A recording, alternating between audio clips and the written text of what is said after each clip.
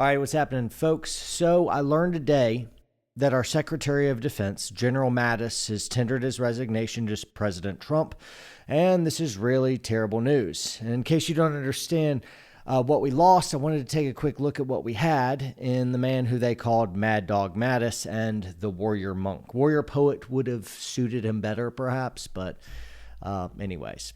General Mattis is a four-star general and a Marine. He has served with distinction throughout his life and possesses those rock star traits that our great warrior poet community loves so much. He's an avid reader, which has given him just an incredible grasp of history, especially military history, and he's just a smart dude in general. What strikes people the most about Mattis, though, and the reason for his popularity soars among military members and veterans is because he has this gritty fighting spirit that's the kind that actually wins wars. He's bold and courageous and extremely direct, which ticks off the political correct lefties, which is a nice bonus, I know. Anyways, I grieve Mattis' resignation because our great military deserves and desperately needs courageous leadership. And in a time of weak and pathetic snowflake men, I think audacious commanders are very hard to find. So what I wanted to do in this video is read General Mattis' resignation letter so you can draw some of your own conclusions. I know folks have some critiques against him. I get it. I'll add my 2 cents, and then we'll end this video on kind of a good note by strolling down memory lane as I read some famous and extremely controversial Mattis quotes. So without further ado, here is his resignation letter. I've been privileged to serve as our country's 26th Secretary of Defense, which has allowed me to serve alongside our men and women of the Department in defense of our citizens and our ideals. I am proud of the progress that has been made over the past 2 years on some of the key goals articulated in our national defense strategy, putting the department on a more sound budgetary footing, improving readiness and lethality in our forces, and reforming the department's business practices for greater performance. Our troops continue to provide the capabilities needed to prevail in conflict and sustain strong U.S. global influence. Our core belief, I have always held, is that our strength as a nation is inextricably linked to the strength of our unique and comprehensive system of alliances and partnerships. While the U.S. remains the indispensable nation in the free world, we cannot protect our interest or serve the role effectively without maintaining strong alliances and showing respect to those allies. Like you, I have said from the beginning that the armed forces of the United States should not be the policemen of the world. Instead, we must use all tools of American power to provide for the common defense, including providing effective leadership to our alliances.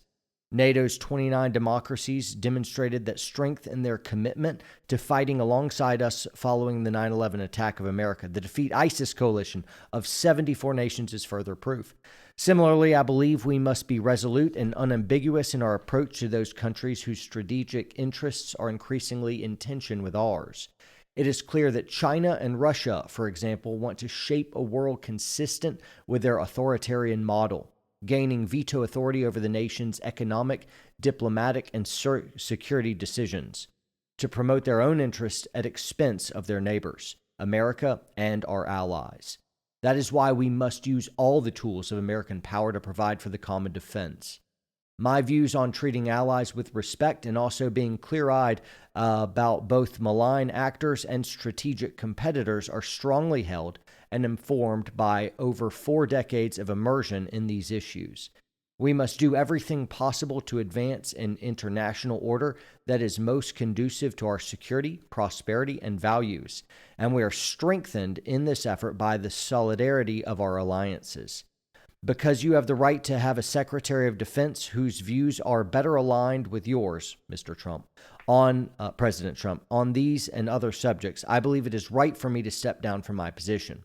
The end date for my tenure is February 28, 2019, a date that should allow sufficient time for a successor to be nominated and confirmed, as well as to make sure the department's interests are properly articulated and protected at upcoming events to include congressional posture hearings and the NATO Defense Ministerial meeting in February.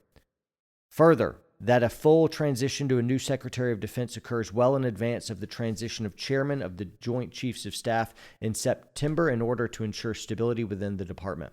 I pledge my full support to a smooth transition that ensures the needs and interest of the 2.15 million service members and 732,079 Department of Defense civilians receive undistracted attention of the department at all times so that they can fulfill their critical, round-the-clock mission to protect the American people. I very much appreciate this opportunity to serve the nation and our men and women in uniform. It's sad because just the Trump administration, just seems one after the other will have somebody in place and then they will resign or get promptly fired. And while some of those, maybe it was some of those were good to go, Mattis, despite what people's difficulties about him are, some people call him a globalist, and you can kind of see how people would draw that.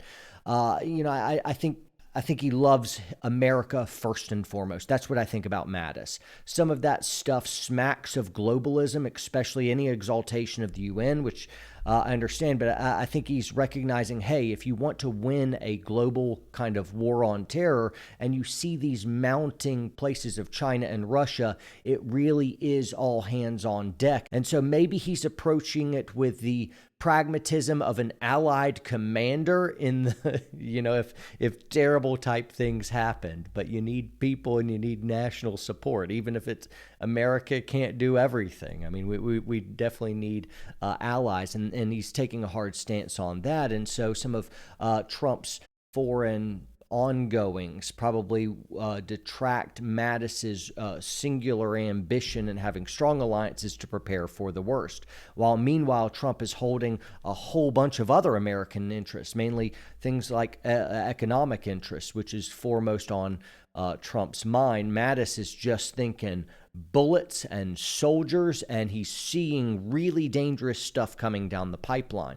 Guys, I'm not a political commentator, so don't read too much into what I say. This is just one military veteran with limited information that's just kind of reading the terrain here and wondering what I might deduce from it. Now, here's another thing of whenever I see any ongoings like this, him stepping down and, hey, what's that have to do with the Syria withdrawal, and what does that have to do with NATO, and what does that have to do with the Russia and Chinese stuff? And I mean, I just imagine there's 1,000 little hidden pieces of key information that they're privy to and I'm not, and one little change in one of those pieces of information would dramatically change your opinion. So for instance, I think Trump should do this. I think Mattis should do this. I'm like, dude, sometimes we're not dealing with a full deck here. We don't have all the information. So what's most important to me, rather than I think this with my limited information, of that they understand all the different pieces of information. That doesn't mean I'm not entitled to an opinion.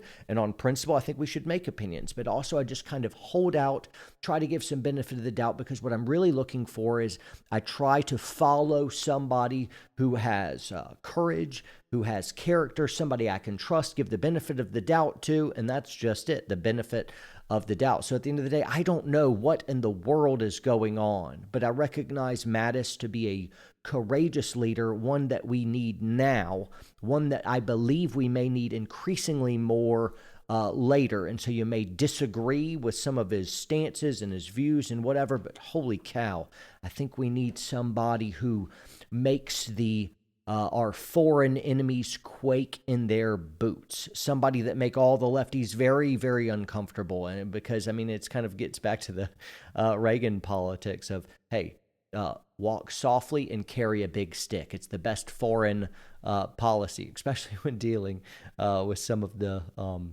folks we've been dealing with for the last 20 years, right? They understand one thing, and that's force. So anyway, guys, from me to you, definitely get involved in this type stuff. Think it through.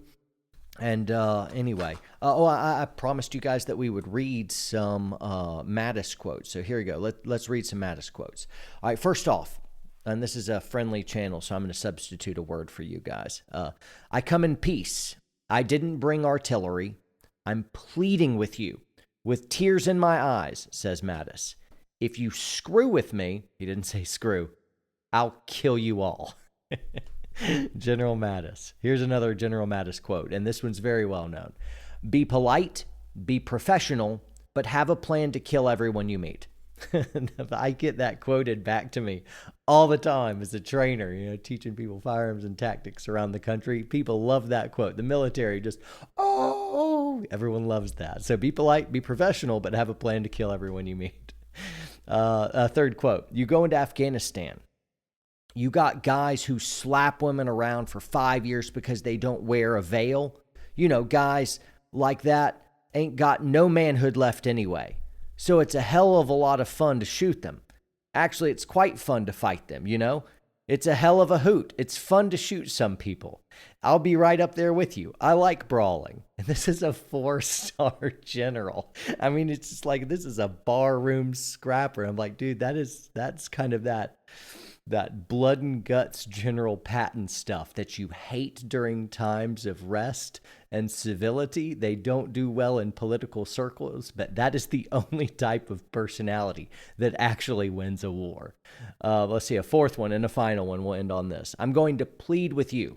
Do not cross us, because if you do, the survivors will write about what we do here for 10,000 years.